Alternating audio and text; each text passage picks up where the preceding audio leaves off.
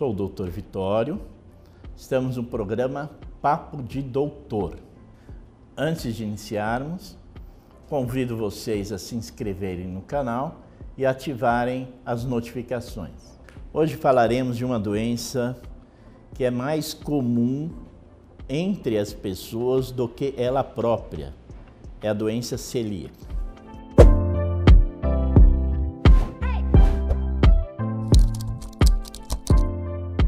Décio, vamos falar de um assunto que está muito em moda aí, pessoal, em relação ao glúten, né, que é a doença celíaca, uma doença descrita mesmo pelo glúten. O que é exatamente essa doença celíaca? Essa história do glúten é muito interessante, né? De repente virou um vilão com pessoas que na realidade não têm doença celíaca. Eles podem ter uma certa intolerância, uma certa sensibilidade ao glúten, mas não uma intolerância.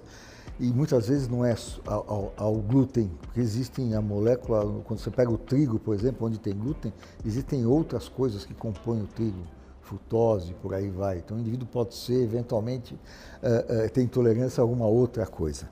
Mas a doença celíaca, né, que é uma doença autoimune, ou seja, uma doença da imunidade do indivíduo, ela tem um componente genético muito grande, onde o indivíduo, frente ao glúten, que é uma proteína, ele desenvolve uma reação antígeno-anticorpo.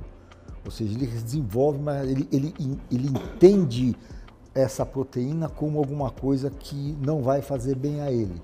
Então ele desenvolve uma reação imunológica. E isso causa, fundamentalmente, todos os sinais e sintomas relativos à doença celíaca. Onde tem glúten? No trigo, no centeio, na cevada, é lá que você vai encontrar o glúten, fundamentalmente.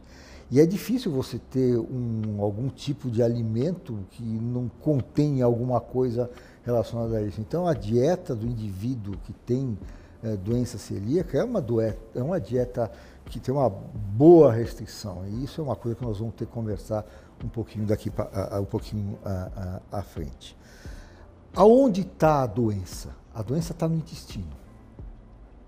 Ele afeta fundamentalmente o intestino. Ele causa uma inflamação quando você, em contato com o glúten, com essa proteína, essa reação imunológica, a consequência dela é uma inflamação. E essa inflamação acontece no intestino delgado. É lá que as coisas realmente complicam. Então é uma doença autoimune, ou seja, a sua própria imunidade faz uma doença no intestino delgado. Exato, exatamente. Causa um processo inflamatório no intestino delgado e as consequências de tudo isso, que são os sintomas e sinais clínicos que esse indivíduo desenvolve uma vez que ele ingere o glúten por querer ou sem querer durante a sua dieta. E quais são essas queixas? São sintomas da doença, é muito variado, depende de quanto ele ingeriu também, porque quanto maior a quantidade de glúten, maior vai ser a reação antígeno-anticorpo, essa reação imunológica, né? E também a extensão do processo inflamatório. Se ele pega um pequeno segmento do intestino, porque o intestino delgado tem 7 metros. Então, se ele pegar 1 metro do intestino, meio metro, você vai ter uma coisa. Se pegar o intestino todo, você pode ter um outro tipo. Então, normalmente, o que acontece? Ele tem dor, ele tem distensão abdominal, ele tem cólica e diarreia. E, normalmente, esses indivíduos, se eles se insistem na ingestão do glúten, eles desenvolvem quadros de má absorção, porque esse processo inflamatório impede que os alimentos sejam absorvidos, eles vão sendo todos eliminados. Então ele começa a ter emagrecimento, ele começa a ter astenia, fraqueza, coisas que estão relacionados. Ele pode até desnutrir, desenvolver anemia e por aí vai. Ou seja, a doença celíaca não controlada, ela pode levar a quadros extremos efetivamente. E ela pode acometer logo nos primeiros anos de vida, quando a criança ou o neném entra em contato com o glúten, ou então, de repente, mais tarde. Eu nunca tive nada e, de repente, com 50 anos, eu comecei a apresentar esse problema. Você pode pegar qualquer idade? Pode. Na criança, o que se observa fundamentalmente é que a criança não cresce. Porque ela está desnutrida. A alimentação ela é fundamental para a criança. Você vai ter, por causa dessa desnutrição, você vai ter alteração de cabelo, alteração de pele, alteração de unha. Ou seja, tudo que envolve a desnutrição, você pode observar numa criança, inclusive no adulto que não tiver um diagnóstico e continuar ingerindo glúten, ele vai continuar tendo essa reação inflamatória e todas essas consequências. A reação vai acontecer enquanto a pessoa está se expondo. Né? Exatamente. Tanto que o tratamento, a base do tratamento qual que é? É você fazer com que esse indivíduo não coma mais glúten. E não pode comer glúten. Tira completamente da dieta. Tira tudo. Tudo, não pode.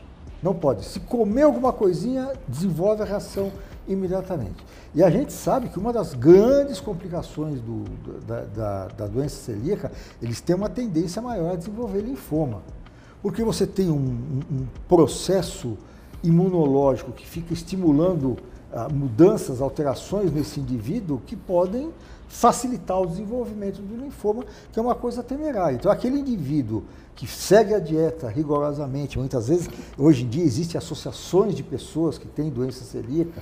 Essas associações de pessoas que têm doença celíaca, eles se reúnem em grupos e têm orientações de nutricionista, têm orientações de médicos, são extremamente positivas. E ajudam muito, porque na realidade ele vai dividir o problema dele com uma série de outras pessoas que têm o mesmo problema. Então essa sensação vamos dizer assim, de pertencimento é muito bom para esses pacientes e faz parte do tratamento, indicar as associações de glúten, assim como tem associações de indivíduos que têm doença inflamatória intestinal e outras doenças que tem por aí. Isso ajuda bastante, efetivamente. O diagnóstico, como que a gente faz?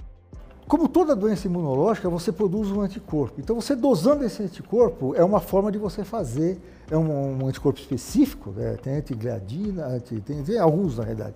Antigliadina, tem o antitransglutaminase, tem o anticorpo antiendomísio, são alguns tipos de anticorpos que são formados de acordo com essa reação inflamatória na presença do glúten. Então, você dosa no sangue, tá? Você dosa no sangue e você vê o nível. Inclusive, quando o indivíduo vai para a dieta sem glúten e trata direitinho, esse nível de anticorpos, ele zera.